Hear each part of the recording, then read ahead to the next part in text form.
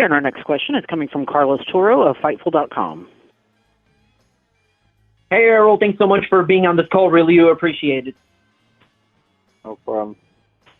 My first question, obviously, the last fight against Mikey Garcia, that was a pay-per-view event. Now this one being your second pay-per-view event. When it comes to sort of, I guess, dealing with the media or any obligations that you have that doesn't necessarily correlate to preparing for the fight itself against Sean Porter, do you think that it's been easier this time around just because you have the experience of preparing for a pay-per-view event against Mikey Garcia, or would you say this is more or less the same?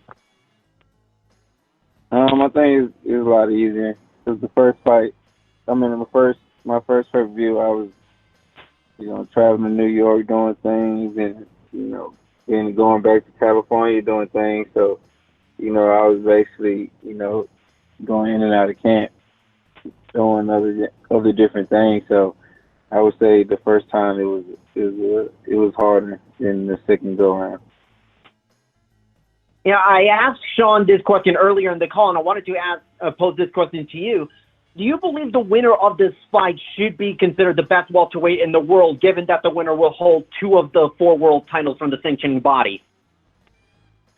Definitely. There's no way around it. The winner is the unified champion, so I definitely think, it should be considered, the number 1 welterweight in the world. Well, I already consider myself as the number 1 welterweight in the world anyway, so, with myself holding 2 belts, it just makes me, by a landslide. Thanks, Errol, and best of luck on September 28th. Looking forward to the fight. Thank you. All right, our next question is coming from John Cudney of Reddit Boxing. Oh, hi, Errol. Thanks for being on the call today. So, question, I've been following your career basically since you turned pro, and you rarely claimed or spoken out that you're going for a knockout. So just wondering if you can talk about that. This fight, you've been a lot more vocal that you're going for a knockout, that you would knock Sean Porter out. Usually you're a little more reluctant to say that. Just wonder if that, has to do with his style, how your styles will mesh, your overall respect for him as a fighter, or just the mindset you're bringing to this fight that you just, it's just something you really want this time around? Just overall, just my mindset and something that I want, and just, I feel like, the way he fights and the way he comes forward and the way, how sometimes, he's kind of reckless aggressive. I think, I can exploit that. So, it's just my whole mindset. Even before camp, to try to get the knockout, but not forced. I'm not going to try to go in there and just force the knockout, but I'm going to try to work him down. Yeah.